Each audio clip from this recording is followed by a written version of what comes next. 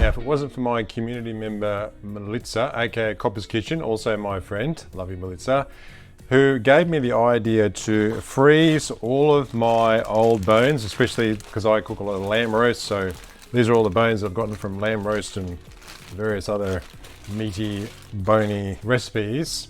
She said to put them in a Ziploc bag, freeze them, and then turn them into bone broth. Now, I have done a bone broth video before, but this one is going to be super quick and super simple, just to show you how easy it is to make your own bone broth. So all you need is the bones. You're going to need a little bit of butter as well, and you're also going to need some white vinegar and some water. It's super cheap. It's probably going to cost you 10 cents in electricity to make this bone broth. So let's go to the pressure cooker and we'll show you what to do. Chuck in all the bones that you've got. So, you know, I've got 1, 2 in there, 6 more in there, probably another 6 or 7, I would say. Another 3 or 4 there. So it's around about a third full. I'm going to throw in a good dollop of salted butter.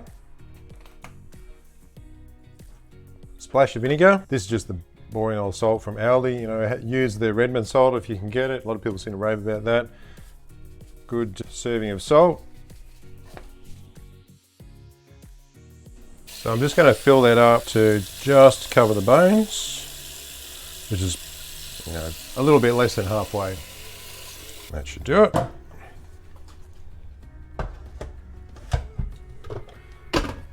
Whack the lid on. So I'm going to put it on 59 minutes and then wait till that's nearly the end and then put it on for another 59 minutes and we'll have a look.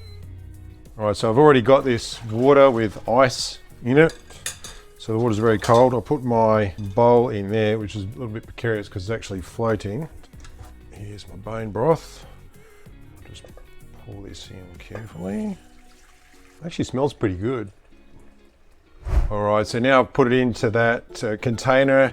I'm going to let that sit there and cool down as quickly as I possibly can. I'll give it the occasional stir with a spoon and then we'll put it in a mason jar. I completely forgot that I don't have a spout on my glass container, so I'm going to pour it off into this one, which has got the spout that I need on it. Oh, it's a little bit warm, but it's cooled down pretty well.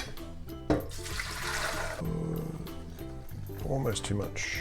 Okay, so here's my mason jar, and even though I've already put this through a sieve, I'm going to put it through another small sieve just to get some of the finer particulates out of it.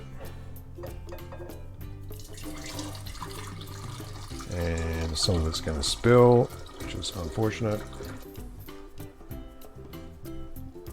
All right. So there it is. There's our bone broth in the mason jar. Now, I may have overdone it with the water. I mean, you're just going to need to experiment with that.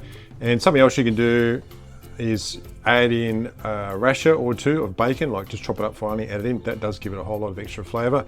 This probably isn't my best effort, but once this settles, the fat will accumulate at the top and you'll have this nice sort of golden brown liquid that'll solidify into like a gel, and you just keep it in the fridge and just serve it out into a cup. So I hope you found today's video useful. Let me know what you think in the comments. If you have any better ideas for how to make really good, really cheap bone broth, let me know as well. And I think you should check out this video next.